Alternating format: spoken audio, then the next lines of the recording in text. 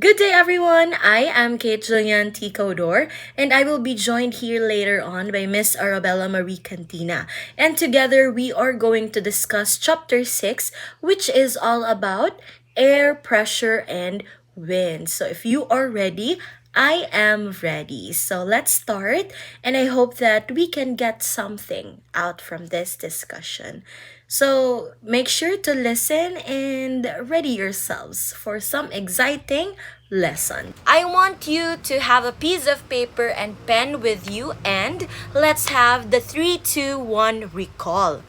Okay, put there three things you have learned from the past lesson, which is all about cloud development and precipitation.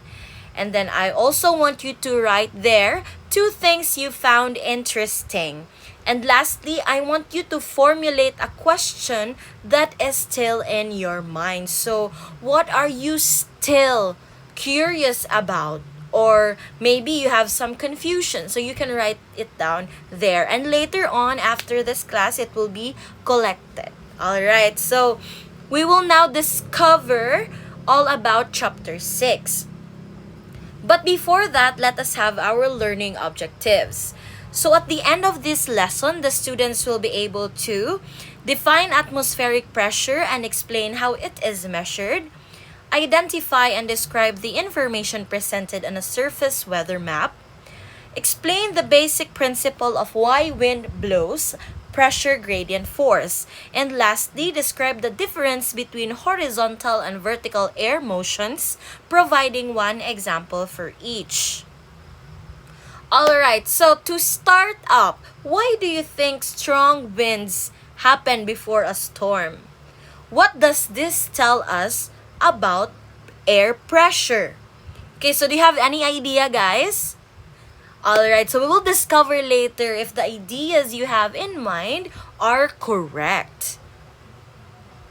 Okay, first we have here is atmospheric pressure. So by definition, it is the force exerted by the weight of air above a given surface. And it is caused by the weight of the atmosphere pressing down on everything. It is a result of the air molecules constantly colliding with each other and with surfaces. So, why does air pressure happens, guys? So, the atmosphere is made of gas molecules. So, these molecules are constantly moving and bumping, no? So, there is a movement into everything, and all this movement that they produce creates a pressure. So, the question you have, how does it change? Sa paunsa nga pamaagi mausab ning air pressure?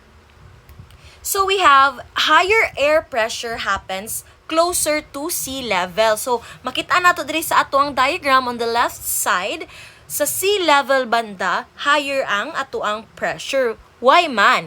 Because there's more air above you weighing down. So kung makita nato no, there is more space diri sa right side compare sa diri sa left side nga naay mountain. So lower air pressure, makita nato in color violet na font, no? Makita nato dira.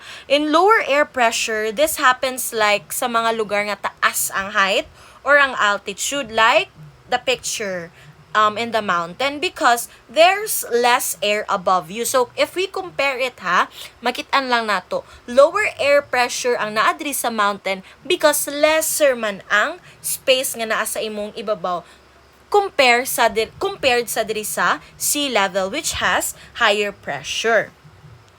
Okay, next is, what are the factors affecting atmospheric pressure? So, sa paunsa man nga mga pamaagi or mga butang ang makaapekto sa atoang air pressure. So, we have here three. First is the temperature, next is the air density, and lastly, we have the mass of air in the column. Okay, so let's start with temperature. Sa paunsa man ni siya maka-affect sa atong atmospheric pressure.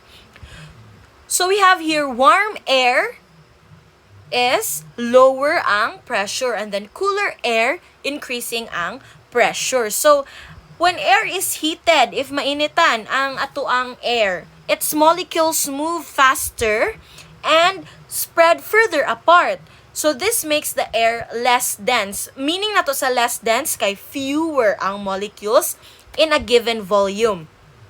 And less dense air exerts less pressure. So for analogy, think of it as like a less crowded room. There is more space and less pushing ang mahitabo. So,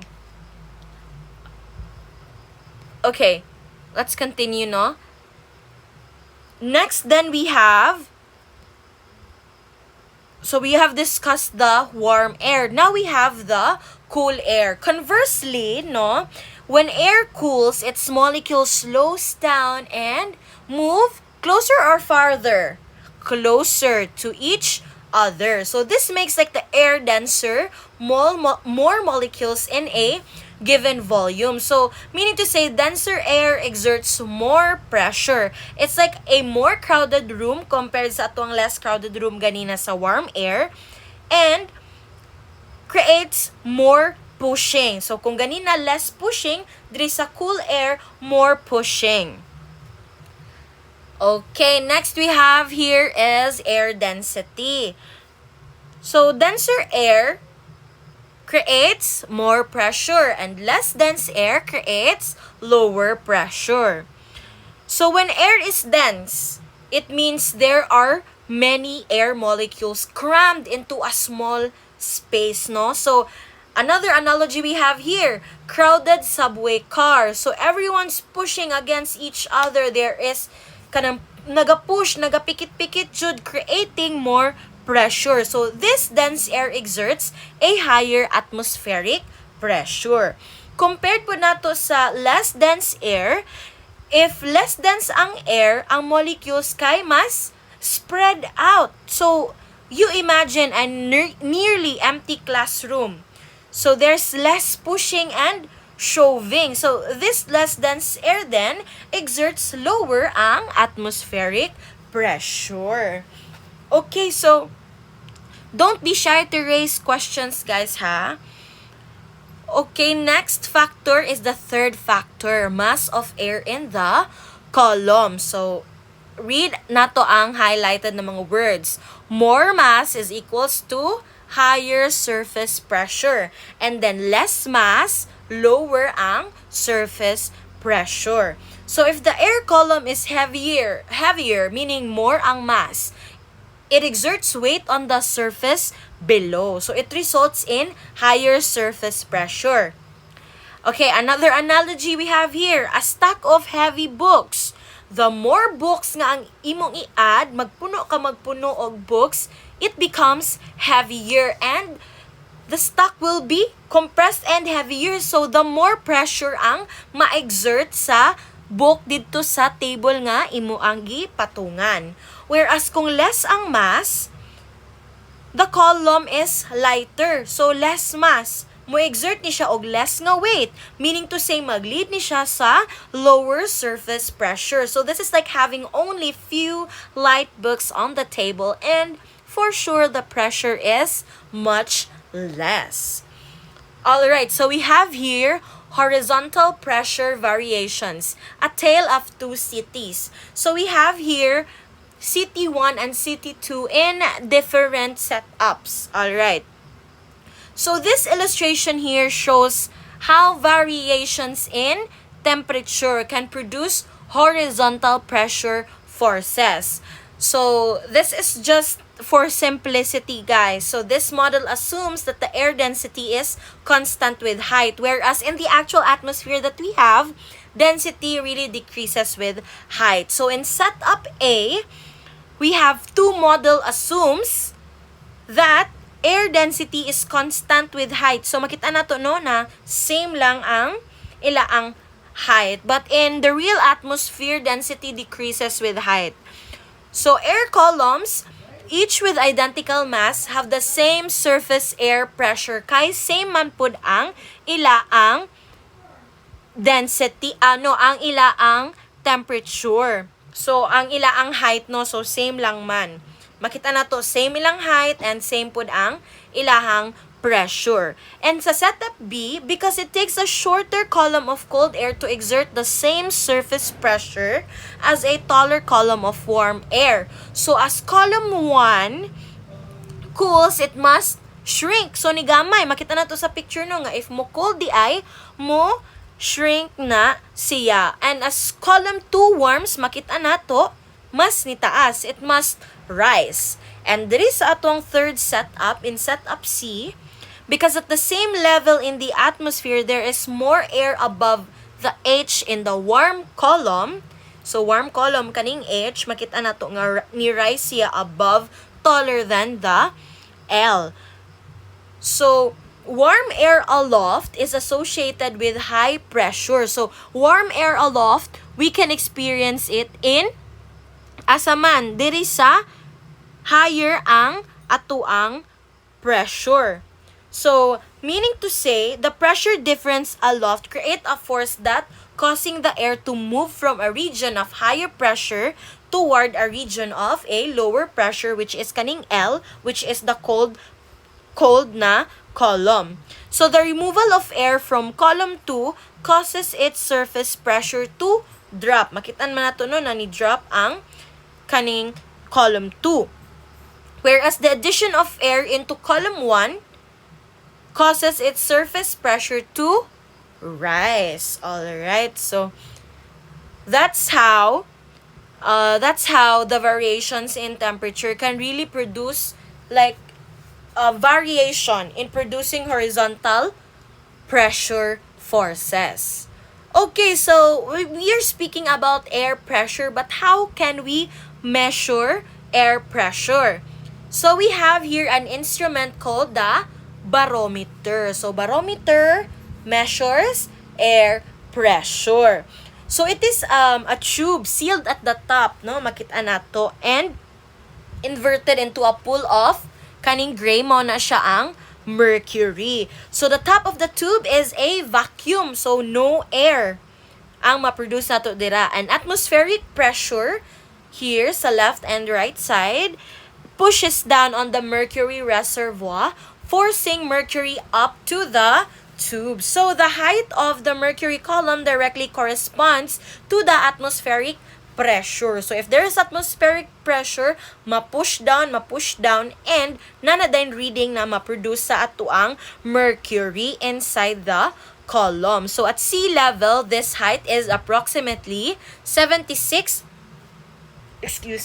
centimeter.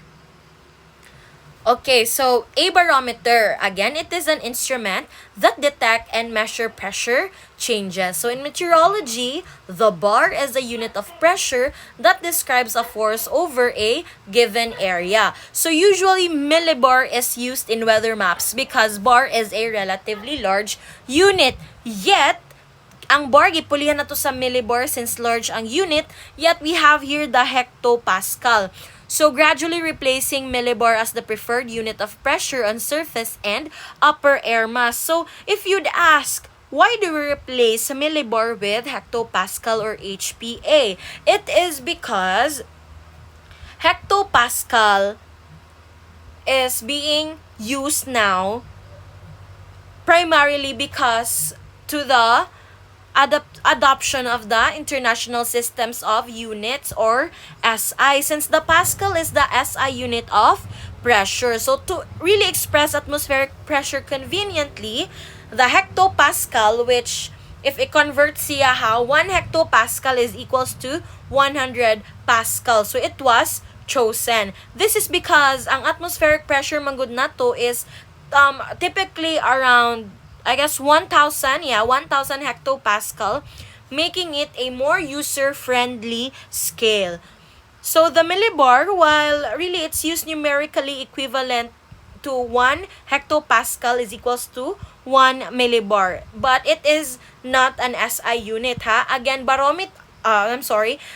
millibar is not an SI unit, but hectopascal is an SI unit. So the shift really from gikan ta sa bar, millibar, padung ta sa hectopascal, its primary purpose yun, its primary aim is for greater consistency and standardization across scientific and meteorological fields. Okay, now we have here the most common type of barometer. We have here the aneroid barometer. So we can see in the left side of the presentation, we have the pointer, spindle, the lever, and the vacuum chamber. Now, I want to share with you guys like the breakdown of the key parts of this common type of barometer. So let us familiarize. Alright, so first we have the vacuum chamber. Kaning point dire nga color murag brown. Makita na to siya, no? So, it's a vacuum chamber.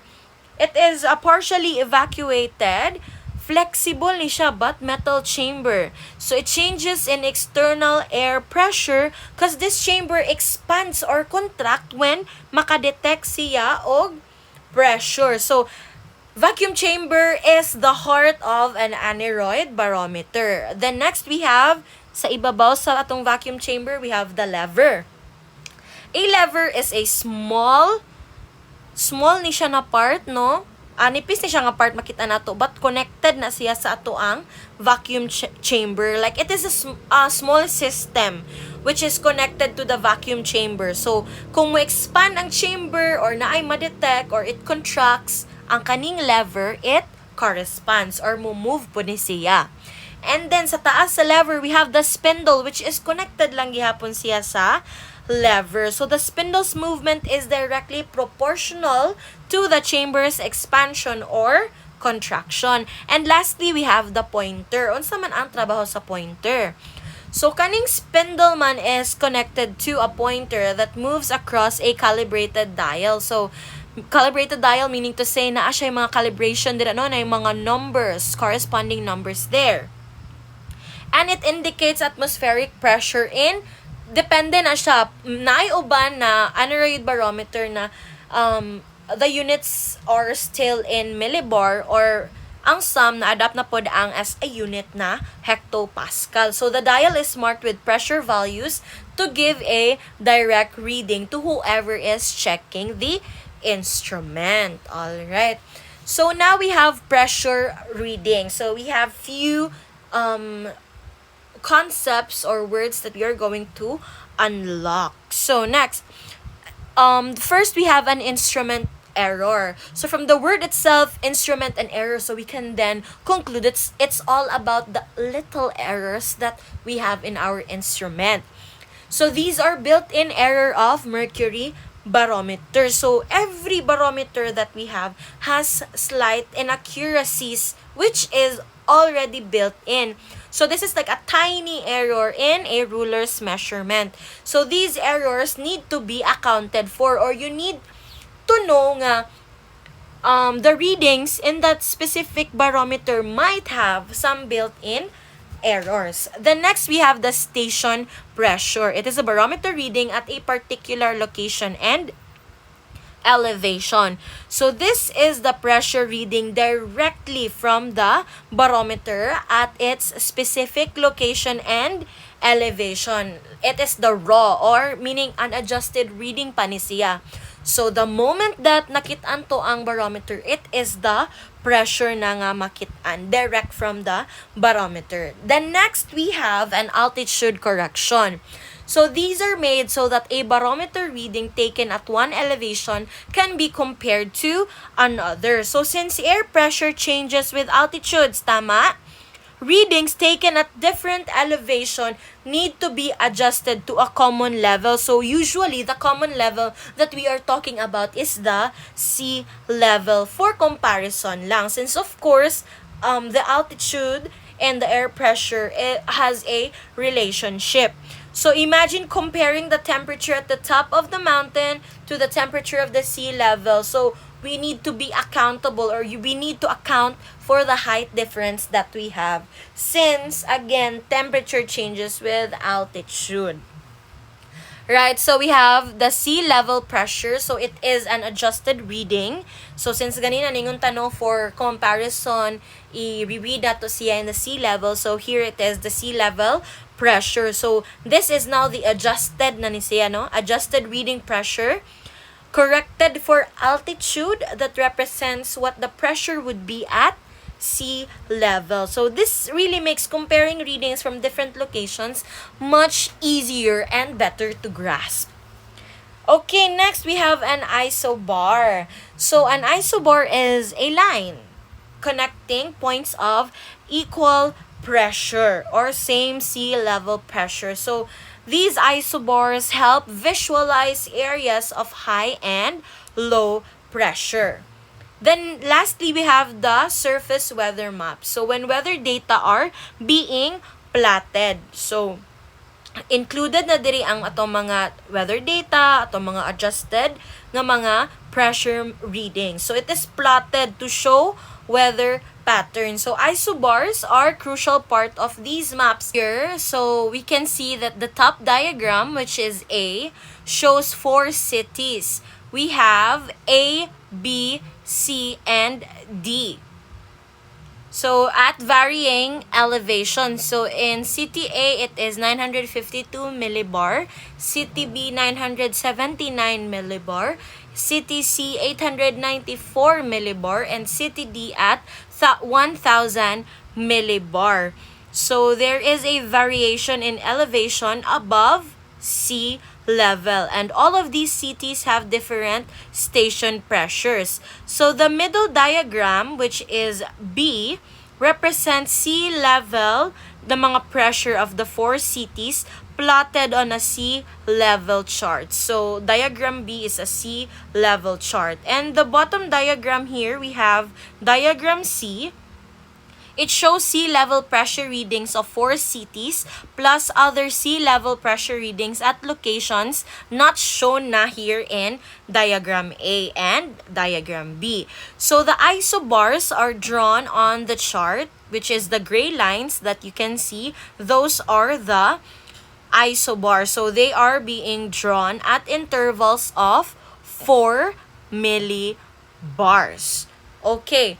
So next we have the surface and upper air charts. So in diagram A, we have here a surface map which shows areas of high and low pressure. So we can see L and H there. So the solid lines that you can see that rotates around it or nag-revolve around it, those are isobars drawn at 4 millibar interval.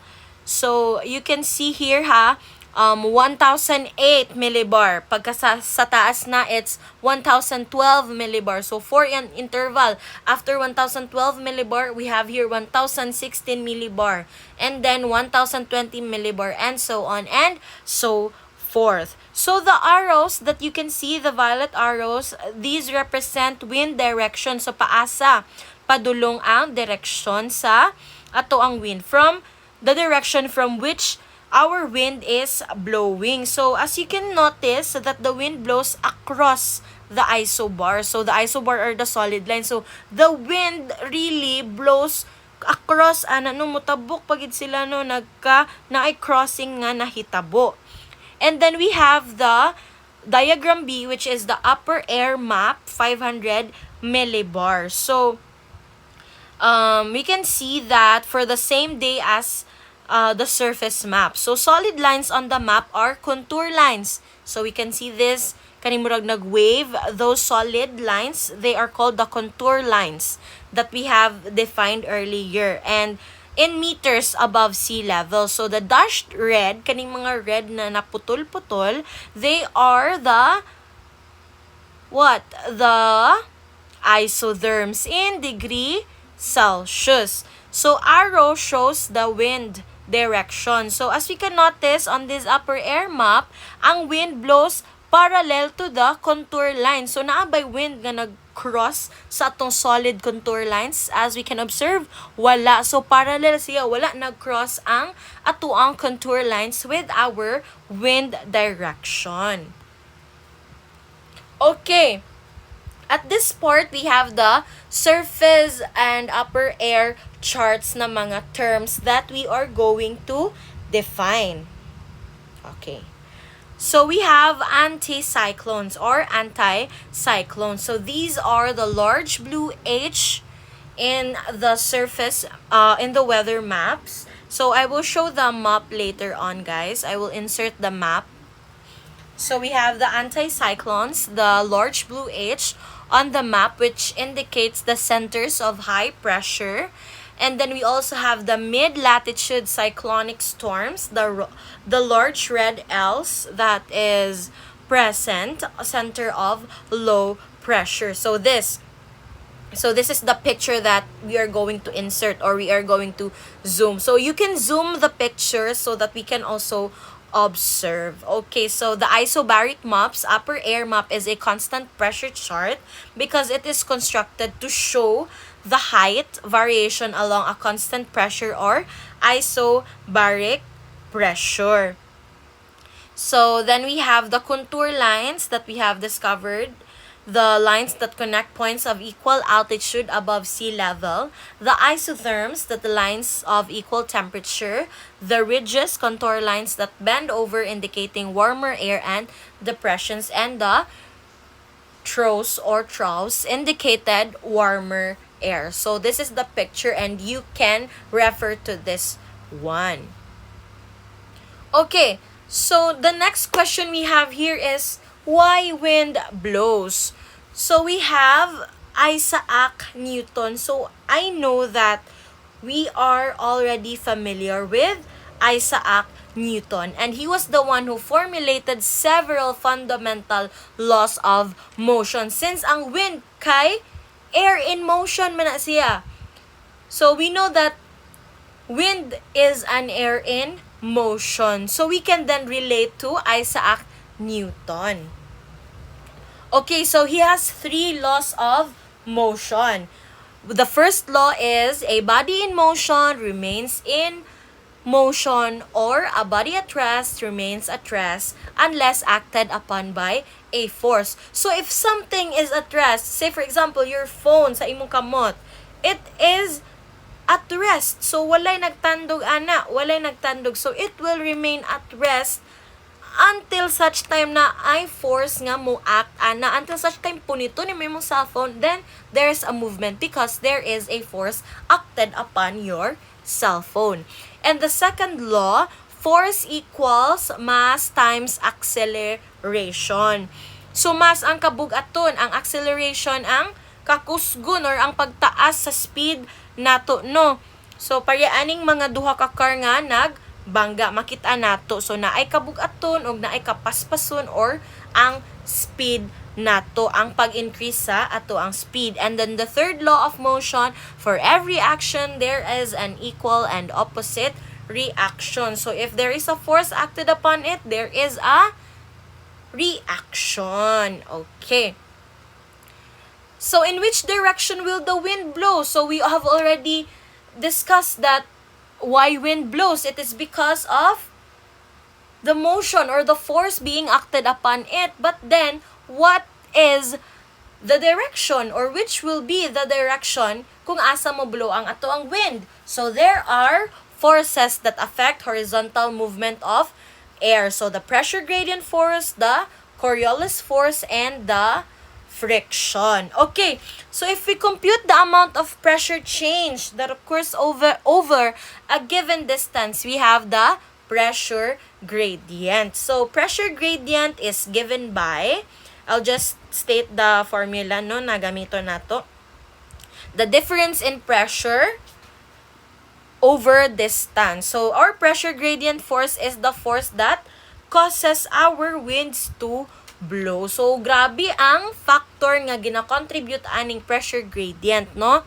So take note for the pressure gradient formula, which is difference in pressure over its distance. Okay, now we have is the Coriolis force. I know that we have discussed Coriolis force, or we have discussed the effect, Coriolis effect, in environmental science. Now we have the Coriolis force. So this is a force that describes an apparent force that is due to the rotation of our Earth. So ang rotation kay ang pagtuyok sa ato ang Earth sa iya ang kaugalingong orbit.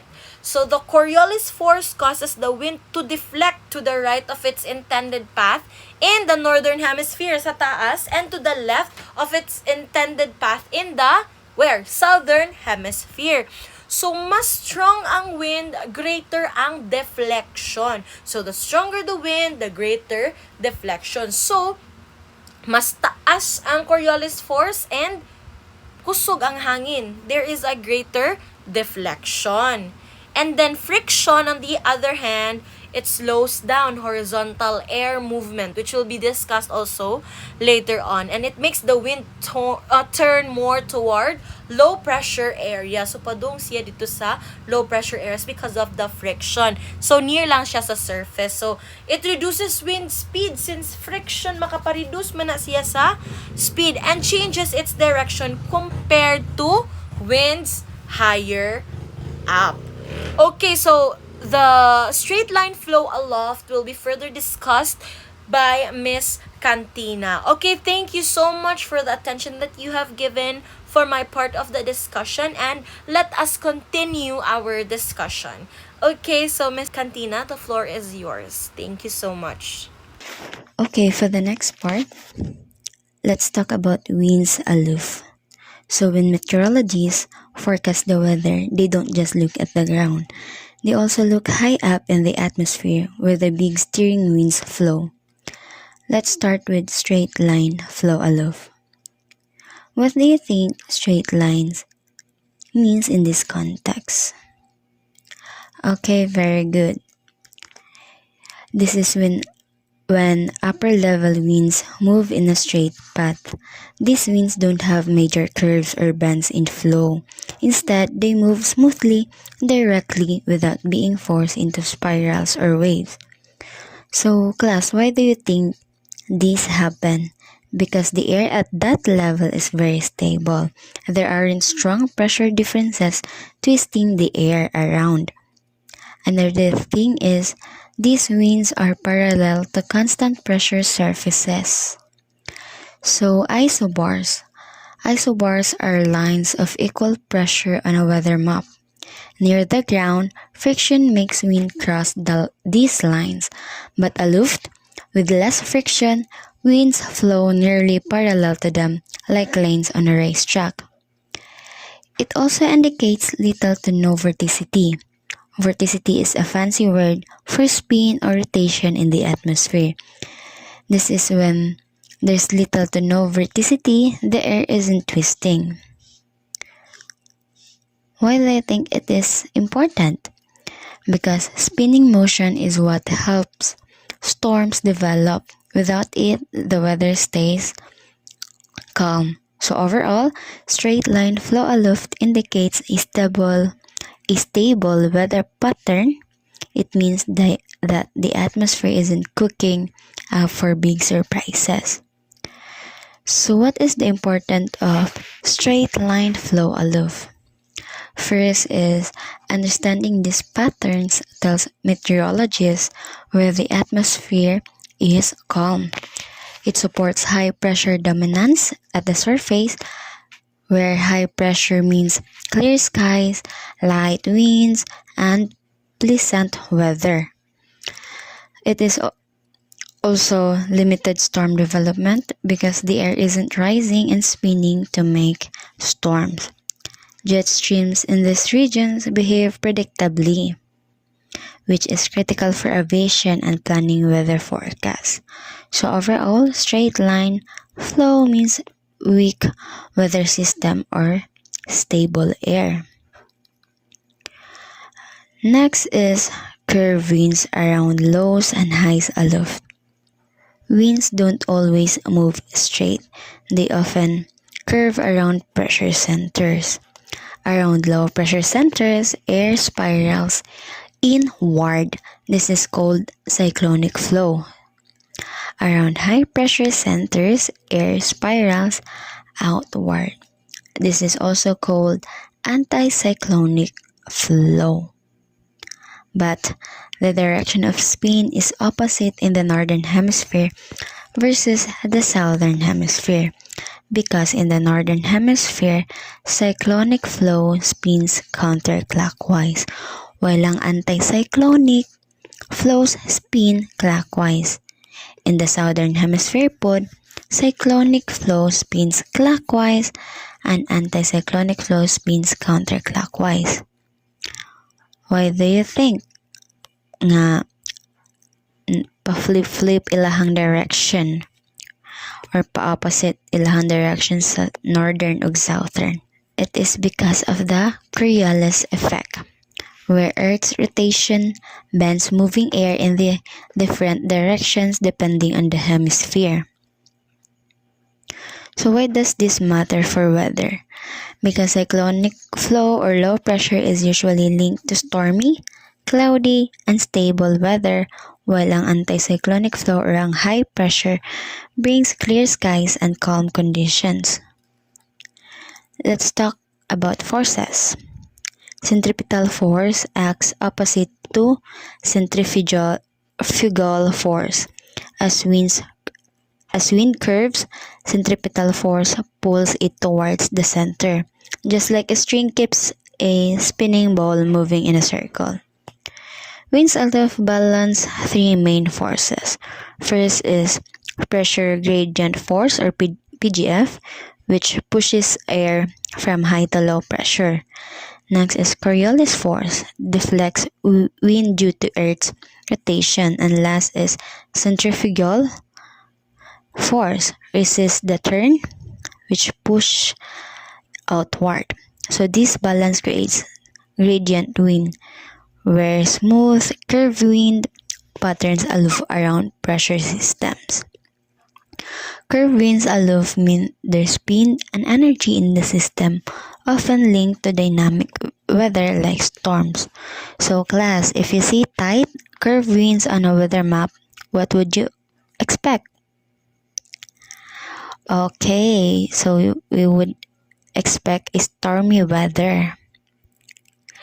So, kinsa man diri no ang makadungog sa mga katigulangan nga moana nga langit-ngit kayo ang langit, maulan jud ni. So I believe kita man tanan or nakadungo or kita tanan nakasulti ana nga statement, no. So do you know that we can estimate wind direction and pressure patterns aloft by just watching clouds? So wind direction from clouds. Clouds move with winds aloof, not surface winds. Why? Because there's little friction up high to slow them down or change their path. First is high clouds or cirrus show upper level wind direction. Cirrus clouds are thin, wispy, and way up there. So when you see cirrus cloud, look for streak or tails that is pointing with the wind. So those tails are basically arrows showing wind direction aloof.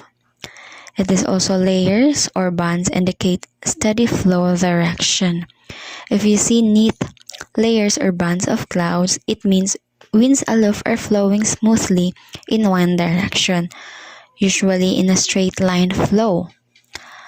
So next is the pressure pattern from clouds. Spiral cloud bands suggest cyclones or low pressure. So when you see satellite images of spirals, that's often a storm system with air spinning inward. So outward spiral or anticyclones. High pressure systems show air spiraling outward, pushing clouds away and clearing the skies.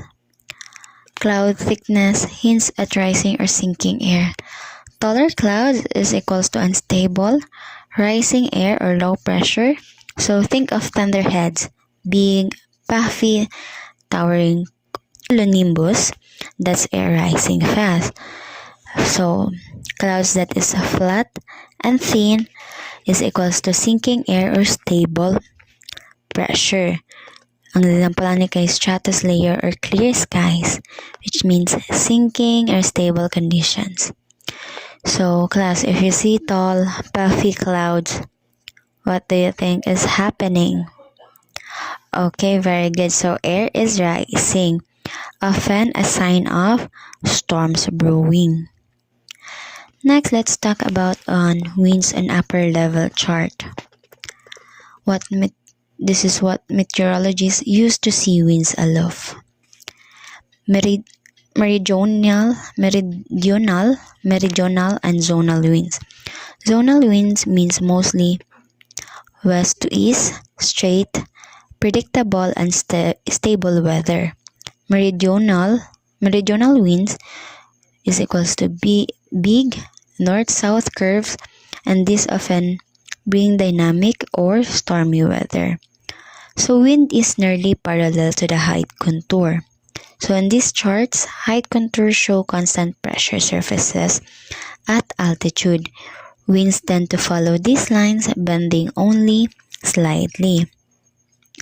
It is also has higher air temperature that yields greater height contour value.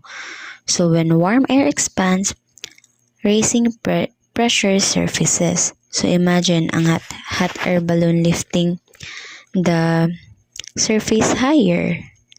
So height contours on upper level charts are interpreted like isobars on surface charts.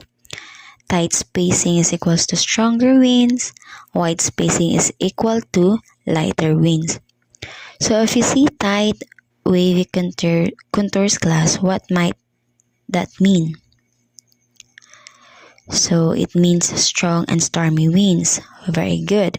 So next, let's talk about surface winds. Okay, mana naman ta sa upper winds. Let's go sa surface na. So first, it's that surface wind is a planetary boundary layer where bottom to 1 km above surface. So this is the layer where friction is very big deal. So friction opposite to wind, a direction that increases with wind. The faster the wind tries to blow, the more the ground slows it down. So this friction is why surface wind don't move the same as upper level winds. Kay tungod sa friction. Frictional effects slow down wind. Winds lose speed near the ground. Wind also rotates clockwise from near surface to free atmosphere in the northern hemisphere because friction weakens with height. With wind changes direction as you go up.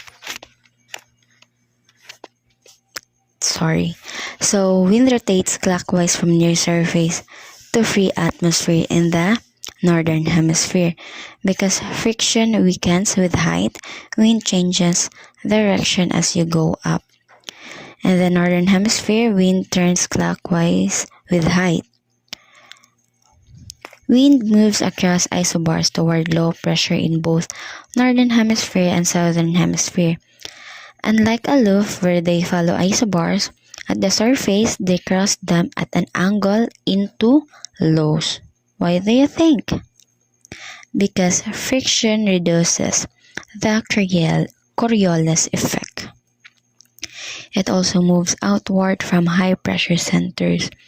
Air diverges away from highs, bringing clear weather. Also, wind rotates anti-clockwise from near surface to free atmosphere in the southern hemisphere. In the southern hemisphere, the rotation is reversed. So why does friction make surface winds cross isobars? Okay, because it slows them down so they can't stay parallel. Next part is winds aloof in the southern hemisphere. Now let's look specifically at winds aloof in the southern hemisphere now. So what are winds aloof?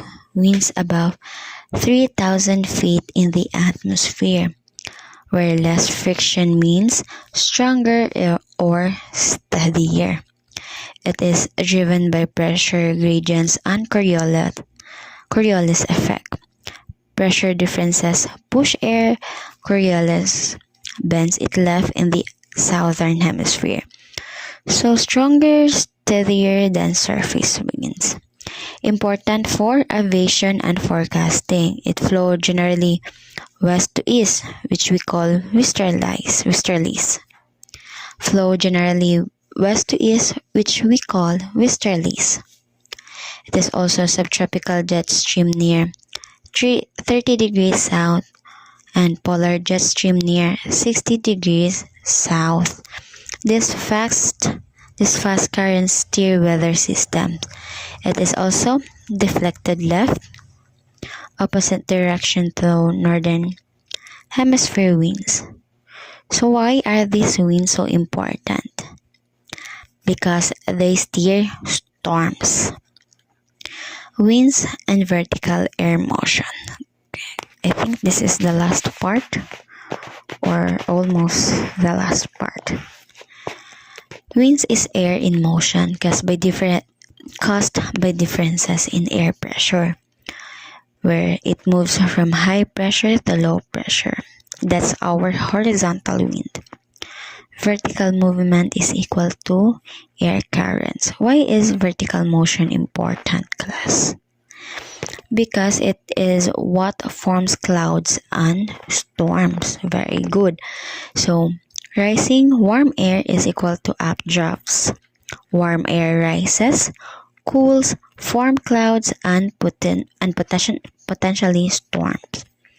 So, for example, you think of boiling water. Pag mo-boil ang water, mag-rise din ang mga bubbles. So, di ba? So, nga na ang updrafts.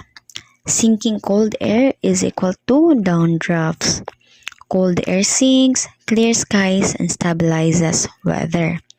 So, wind speed and direction is affected by pressure gradients, difference in pressure, Coriolis effect, where earths rotate, and last is the friction surface, slowing things down. So vertical motion is important for weather patterns and storm formation because without rising air, no big clouds, no rain, and no storm. So for the next slide, let's talk about determining wind direction and speed. So let's start with wind direction. So wind direction is named from the direction the wind is coming from, not where it's going.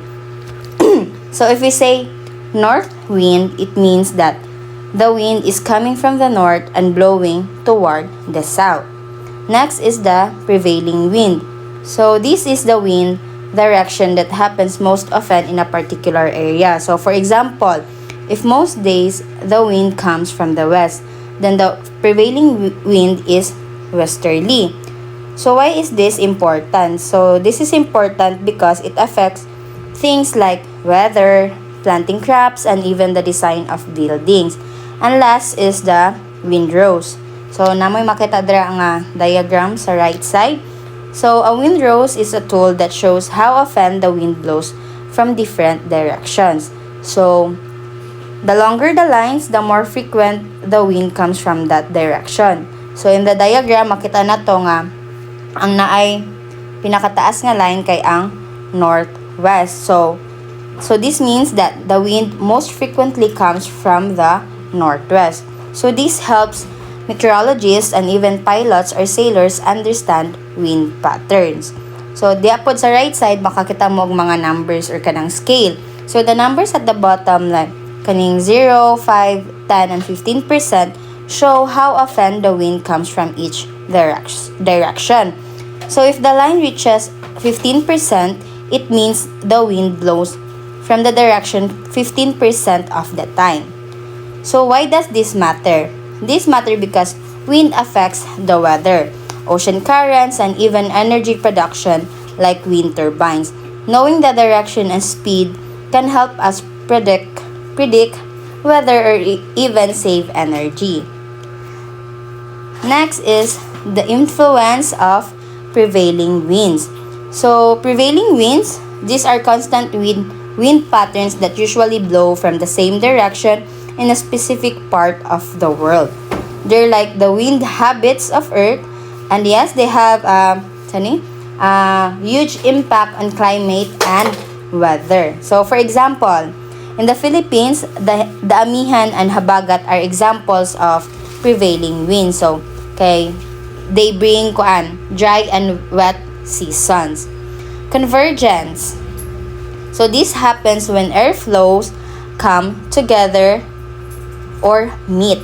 When air converges, it rises, and that rising air cools. So this leads to cloud formation and eventually mag-ulan. So this is why convergence is common in low pressure zones. So think anang kuan, stormy and rainy areas. Mo na sila makakuan og kanang convergence where ang air flows together. Next is ang divergence, which is ang opposite sa convergence. So diri air spreads apart and sinks. So sinking air means less cloud formation, so the skies stay clear and dry. So these usually occur in high pressure zones like deserts. So ang global impact ani. So these winds move heat around the planet just like an invisible conveyor belt. They regulate also temperature, spread moisture, and play a major role in forming storms, monsoons, and ocean currents. So, without this wind system, Earth's weather would be unpredictable and chaotic. So, nadre, kaning windrow sa right, kaning makita niyo sa picture. So, it shows wind blowing from many directions, but notice ninyo how some direction are stronger or more frequent. That's exactly how prevailing winds look when plotted or consistent and directional. For the last slide is ang wind instrument. So, mao ni ang magkuan sa mga weather forecasters para may balaan na to ang weather. So first is ang wind vane. So it shows the wind direction. So where the wind is coming from, it usually has a pointer that spins and aligns with the wind. If the wind is coming from the north, the pointer shows north. So we call it a north wind. Next is a anemometer. So it measures wind speed. It has small caps that spin in the wind. The faster it spins, the stronger the wind. So, anemometer is used in weather stations, airports, and even on wind turbines. Ang third one is ang aerovane. A combo tool that combines the wind vane and anemometer. So, it measures both direction and speed at the same time. It is a super helpful instrument for meteorologists who want fast and accurate data. The fourth one is wind profiler. So, a more advanced radar-based instrument. It measures wind speed and direction at different altitudes. It is very useful for understanding jet streams and for aviation safety. The fifth one is ang air divergence. So, it happens when air spreads outward. This causes air to sink, which leads to clear and calm weather. It is often seen in high pressure zone. And then ang last instrument kay ang air convergence. This is when air flows together and rises. As the air rises, it cools and forms clouds. Pag ma-forms na cloud, muulan. So it is a very common in low pressure zone. So that's it for our report. Thank you. Once again, thank you for listening and learning with us today. So to check your understanding, we prepared a short quiz that you can access after this video. So just click the link that we provided. So thank you.